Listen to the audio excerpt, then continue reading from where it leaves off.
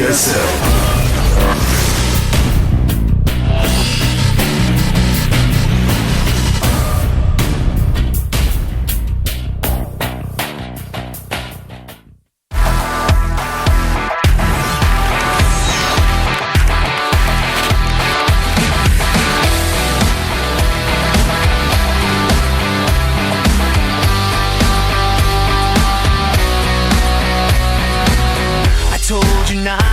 Welcome back to the GSL Code A. We are in our final round 3 matches. 4 Code S spots are going to be given away today. Some of these players coming down from Code S, some of them trying to get there for the first time. Great lineup of players today. This is the last chance that the players have to get a direct spot into Code S. Everyone who loses today has to play in the up and downs, which is going to be really, really tough. We'll have very, very tight groups, and this is never going to be an easy thing if you need to go to the up and downs. We've seen so many players just fall short because they lost one map. So, yeah, the up and down matches are very intense. They're very severe. Losing one game, like you said, can just turn the output out of your favor. Sometimes in the up and down matches, to get through, if you take a deficit early on, you have to bank on your opponents, your other people in your group making mistakes and losing to certain players in a certain order just for you to get out. It can be insane. And it's something you don't want to ever face if you can avoid it. We saw this with Boom Boom, for example. Marine King had to win a game against Ace in order to make sure that Boom Boom would advance, and in the end Marine King lost. Boom Boom was so close of reaching Code S. Then he had to play in the first round of Code A. He lost to Vampire, and now suddenly he's out of the GSL. He's in Code B again. So it's really only a very, very narrow path that you have to walk in. Yeah, it's a thin line, and there's so much more money in Code S. You want to get in there right away. You want to have that guaranteed spot. Once you're in Code S, that is like the prestigious league to be in Korea. Code A and the up and down matches are just kind of like the battlegrounds, the arena, trying to fight to get into that Code S spot, and that's where the game really begins. So these guys are really trying to fight for that, not only just for the money and for the pride, but also kind of a sense of relevance, really, in Korea, being in that big Code S tournament. And we have 2 players that have been in Code S quite often. We have MMA and Violet. Those are the first 2 players today, but we are having a look at yesterday's results first. Yep, here are our results from yesterday. MVP 2-0ing the STC pretty quickly there. Squirtle taking out Gumiho. And then JYP versus Hack, a pretty intense best of 3.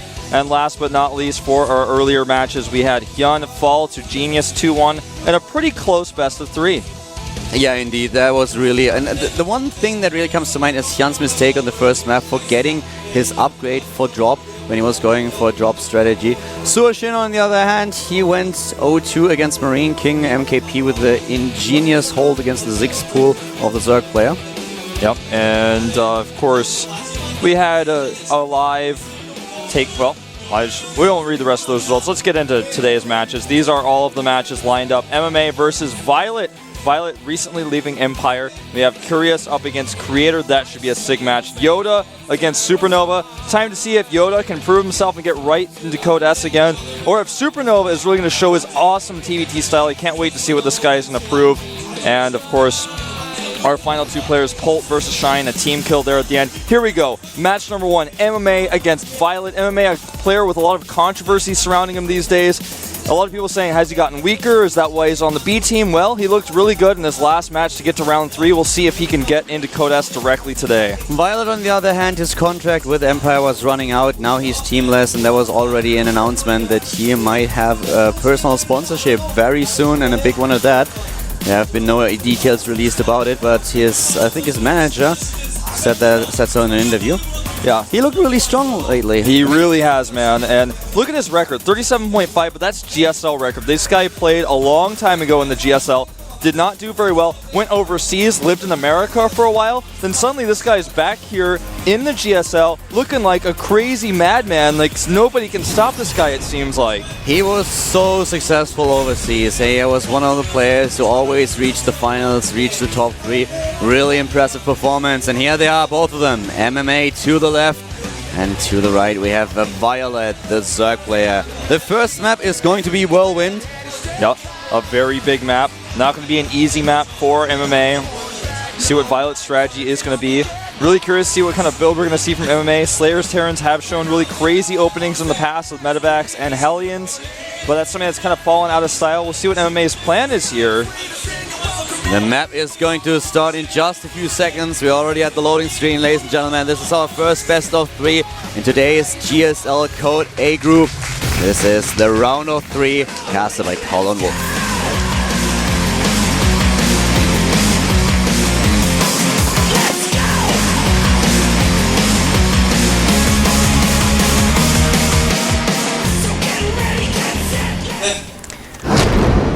And here we go to the bottom left of the map. We have the Terran player starting for the Slayers team. It is Slayers MMA.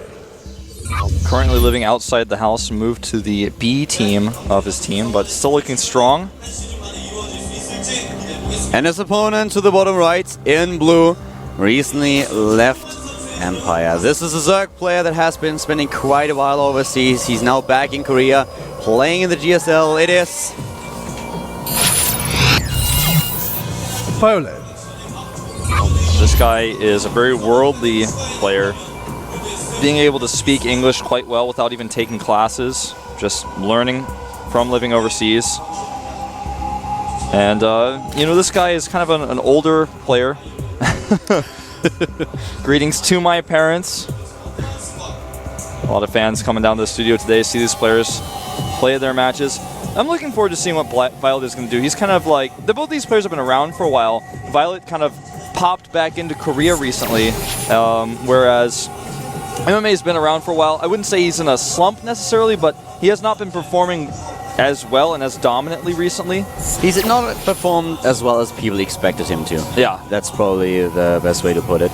And, well, we currently have the Drone Scout, and this is also something that characterizes Violet. Just he wants to scout what's going on, and then if he sees an opening, he will punish you for this. He has proven in the past that he is able to play the long macro game, but at the same time, if he sees a chance, he will just go for a 2-base timing and will hit you early on. Roach Baneling Bust is definitely something that we've seen out of Violet quite often. Yeah, he can be the aggressor as well as the defender. He wants to see here if MMA went for Command Center first, essentially, because on this map, oftentimes, since it's so large, players will go Command Center first. He's just starting his pool now. He considered, maybe I want to go double hatch before pool, but now I know the real story. Not going to do that. I'm going to get my spawning pool down. And they are at close positions, arguably not close, but as close as it gets, not cross positions. MMA is a little bit out of luck. He sends his first scouting SCV to the top left. Yeah. Oh, actually, yeah, he did, sorry. On the minimap, we just had the vision of Violet, that's why I couldn't spot it. Yeah, on the minimap to the top left now, so he will scout his opponent's base very, very late. Will not know about the exact timings. He does not know at this point if there's gas. Yeah, he's a little bit in the dark at this point about that. We'll see exactly how things change after MMA gets his Command Center up. Will he play the Pult style, go double gas here, get Reactor Hellions out as soon as possible, and then go into Banshees? At these positions, Banshees can be quite strong. You can fly to the natural really easily. Bouncing between the natural and the main base, not a lot of space to do that, though, on this map, so something to consider, but no. He is going to 2 barracks follow up here, going up to 3. Without gas currently, our Zerg player looking like he's going for a very strong queen build, adding additional 2 queens probably, maybe even 4 to put his queen count up to 6 to 8. And this enables you to get just so many creep tumors, spread the creep like crazy. And at the same time, of course, you're a little bit more passive than you could be because you're lacking speed. A nice catch here by MMA, roaming the map, looking for these overlords, and he might be able to take one down. Just... close. Wow. That Overlord is hanging out with 12 hit points left. 2 more shots would have done it. Yeah, Violet quite lucky here. Quite lucky indeed. The other Overlord immediately goes and hides. So now he's no longer able to have this presence with his Overlords, though, to hide. I mean, if he wants to send another Overlord out, he's going to have to take somewhat of a gamble. We just talked a little bit about the creep spread, and there's one thing that we've been discussing, and I've talked to about with some other gamers as well, some pro gamers here in Korea.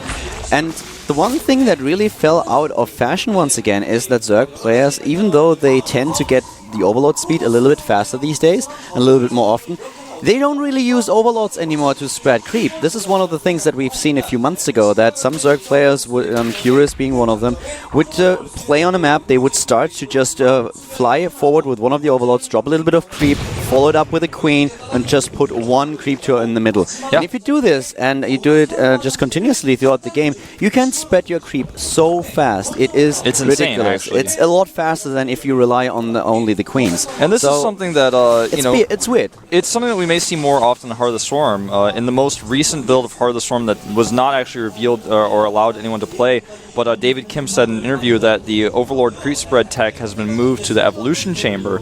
And this is something that may or may not actually make it to the beta, and we'll see if it makes it through the beta as well. But that's something that may encourage this in the future. But Violet's creep spread right now is already going pretty well. He's sending it out towards MMA, and he's going to be able to easily branch off and send it to his third base, which he has started right now. MMA doing this pressure style off of the 3 barracks. Bomber, one of the first players to do this, and MMA very well executing it here, actually bringing a Marauder as well. He wants to hit that third base and perhaps force a cancel, and 22 links are already started as the Overlord sees this move out.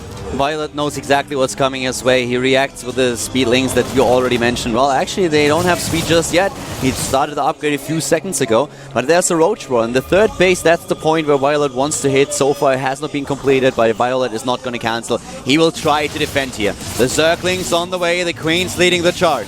Yeah, and it looks like MMA is actually going to find himself back into a corner here, which is how he wants to fight these Lings, but the Queen's doing some extra damage. It's just too much right now. He needs more Lings, he needs speed, and this bunker is getting dangerously close to finishing. He does target down the SCV. This is definitely going to get to be a big problem. The Roaches, that's what he needs right now. He's trying to get the Roaches. The bunker is not going to finish. The SCV being picked off already. And without Stim, of course, MMA, he's not really comfortable fighting this army. He knows that he forced a lot of units out of his opponent. That's all that he wants to accomplish at this point. Without speed, he can safely retreat, and that's exactly what he does. Yeah, the worker count now actually even at 42 to 42. That's exactly what MMA wants. This type of pressure basically has... There's nothing to lose with it. I mean, yeah, your siege tank count is delayed, and your medevacs are a little bit late as well. You don't have Stim with this quite as early as you might want to otherwise, but look at this. MMA falls back, makes 2 bunkers because he knows, okay, what's the one thing I don't have now? That is siege tanks, and I need a lot of bunkers to hold against any possible aggression. You see the Baneling that's going down for Violet. Not necessarily for an attack, though. He is going to want that defensively as well. MMA just playing really safe as a follow-up to this, and he already forced a punch of units, and he knows that those units are going to have to do something if Violet wants to make up for the fact that he's made them. Violet currently is just checking the third base. He wants to make sure that the Terran player does not have another orbital at the mineral line, and he's just waiting now for his upgrades to complete. He starts with the double upgrades at double Evo Chamber. He's spreading the creep, just falling back to the basics now. He has some time. There's nothing that he can really hit now attacking into the Terran player at this point with the force that he has out on the map. Would not be the best idea. He could not trade cost efficiently. He's trying to go for the plus double upgrades. He's adding a few Banelings, and he's going for Baneling speed. But the attack will still be a little bit farther down the road. Oh, no depot raise! No depot raise at all! And this is going to cost him some SCVs for sure. Wow, MMA with a huge misstep here, not paying attention to the minimap, not raising this depot, and now the Zerglings might even be able to get into the main base. Now, this time he's ready, but 16 workers have already been killed by the Zerg player. Yeah, huge misstep. He definitely could have gotten out there without losing any of those if he had just raised the depot in time. And this is huge. He does have the third command center coming up here, but now he's got about 24 worker deficit to deal with. And the creep spread for Violet is so good that even if he tries to put on a little bit of pressure here with his 1-1 upgrades, it's not going to be easy. In fact, I don't think he's going to be able to do very much at all. Yeah, exactly. It's just so dangerous when you move on to creep because the Zerg player has a speed advantage on creep. So you never want to fight there, especially against Banelings that already have the speed upgrade. The Viking trying to do a bit of damage and also making sure that he has not as much scouting information. The Zerg player, of course, that is. But so far, everything is going Violet's way. He has the upgrades ready, +1/+1 going to finish. Speed for the Banelings too. Additional 30 Zerglings, and the Spire as the follow-up is already on its way. So far, everything is going well for Violet. Yeah, there's a tiny timing window where MMA can try to use these drop ships to out-multitask Violet and to catch him off guard. But once those meters come out, this is going to be completely nullified. He's going to have to pick up right now, but he's pulling a little bit too far away from those medevacs. Nice angle here on the pickup, and he does get them out, but losing a few units only, though. And the armory finishing up here will allow MMA to get 2-2 upgrades, both of them on 1-1 right now, and it's going to be pretty interesting to see who starts those first. Once again, these ruthless medevac pilots leaving the Marauder behind. I tell you, this medevac pilot has broken more hearts than she's healed. Yeah, she certainly has. Well, this is not going to work. He's going to maybe be able to trade for some Banelings, but I don't think that's going to worth it with that many Roaches around. Here we go, though, in the main base. Simming in. There's no units here just yet. He may get a few drones. Nice reaction by Violet, pulling his units back immediately. MMA trying to get a position between the mineral patches to make sure that he does the most damage that he can possibly do here. He's taking down a few harvesters, but it's just not really worth it if you compare what he lost. Yeah, and he lost a ton of units at the third base as well. He tried to drop there, and because he was trying to multitask at 2 locations, he lost every unit there. Now MMA does have a third base, but holding it is going to be his challenge here. He's making 2 bunkers right now, getting those gassed up as well, but the mutas are out. Already exactly. 8 of them, 12 in total going to be out here soon. Another 15 drones coming out for Violet, who is droning like a madman right now. With all the units that he has on the map, and the Mutalist is a very mobile force, he can drone again. He's kind of safe now. He's the one who is initiating every single attack from this point on, at least for the next few minutes. So +2/+2, also Medivacs. The Medivacs here, the first victim of the Mutalist. Of course, as soon as the units are out, it's really tough to pull these drops off. But at least MMA knows what's coming, and he can prepare accordingly. Yeah, and 1 muta drops. Just 1. What MMA does as soon as he spots these Mutalists, he does build the missile turrets, and he also gets another factory. He knows that it's not only siege tanks that he needs here, he also needs Thors as soon as Violet starts to add additional Mutalists to his army composition. Yeah, and he's got to have that ready. You know, he may not even decide to make it right away, but as soon as he sees, 15 mutas or so, he's going to have to at least get 1, most likely 2. Now, 2 additional factories are actually going down for him. He's going to go up to 3, making another command center right now. He's got the defenses set up for Violet, but the problem is even if Violet doesn't attack, he's already got a Hive on the way, Pathogen Glands. He's got 2-2, a little bit faster than MMA, and with that Hive, he can start 3-3. So MMA, he's in an okay position. He's defensible here, but if his opponent keeps trading against him, he's going to find himself in a bit of a hairy situation. However, Violet attacking not the best angle here. I think he just needs to sit back and wait for that Hive tech. What I really love from MMA is that he actually hotkeyed some of his supply depots in order to make sure that he can really just use them to block. This is one thing that a lot of... Oh, hold that thought though, because the Lings are now streaming in here. The Mutalist, the Baneling's trying to connect. The Mutalist picking off a tank or 2, but then Violet has to retreat again. Maxing out very fast though. Yeah, remaxing. That was not a good trade for him, and since he's remaxing mostly in Zerglings, I'm not sure about that choice there. He's getting 2 Infestors. MMA with a small group of Marines starting to tear up this creep on the bottom, as it's getting pretty close to MMA's base. These are those hotkey depots. We'll see if he raises them. This time he doesn't. But yes, coming back to that point, this is actually so important because a lot of Terran players will not do it. They will not hotkey their supply depots that form the wall, and then suddenly they have to jump back, have to select them, and then all them. We've seen this over and over again in the past, so MMA doing it is awesome. But now he's dropping, and Violet might not be ready. The Infestors are there in time though for the Fungal. Yep, and he may want to actually unload this. Meanwhile, though, on the other side, we're having this tank attack. He's starting to siege up the third base. A drop at the third. This is the fourth that Violet took, and it's under attack, man. MMA now really shining with his multitask here. Violet is hard-pressed. He's losing a lot of harvesters. He lost 37 already, trying to pull off an attack, but MMA is ready with a lift of his supply depots. The wall stands, and now MMA forced back with this army, but there are drops going on everywhere. Everywhere, man. He is desperately trying to defend against all those attacks. He took out a lot of workers, 40 workers killed in total for MMA to just 19 by Violet. The worker count 65 to 50 right now. He may lose that hatchery, and that's going to be a lot of production loss. Looks like he will, in fact, lose it. And the drones, while they long distance mine, some of them will be taken out.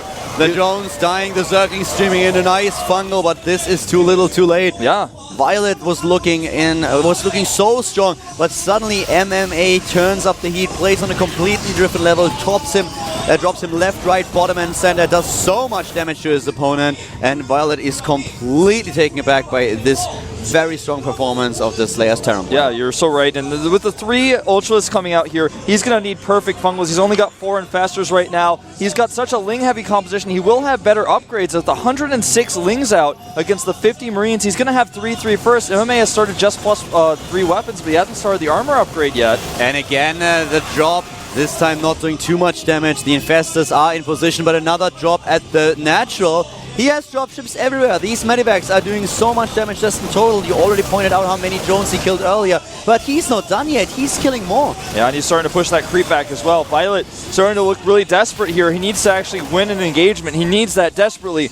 If he doesn't do that soon, then MMA is just going to snowball. His advantage is too much. He's got a 4th base over at the top left of the map. and that's not something Violet can even think about engaging right now with all the pressure that MMA is putting on him. There's going to be a timing window with 3-3 on all these Zerlings. Maybe, just maybe, if he catches these tanks on siege, he can do the damage he needs. It's going to be very difficult for MMA to remake these tanks. The multitasking of the Terran player is just simply too strong at this point for Violet. He needs to calm himself down and make sure that he's ready for this, because now MMA is looking a bit too strong for him. Here's the split with the siege tanks as Violet tries to commit, but realizes that this is not going this way either. He backs off again and lost a fair amount of resources here. In total already down 16,000 resources. MMA lost only 11.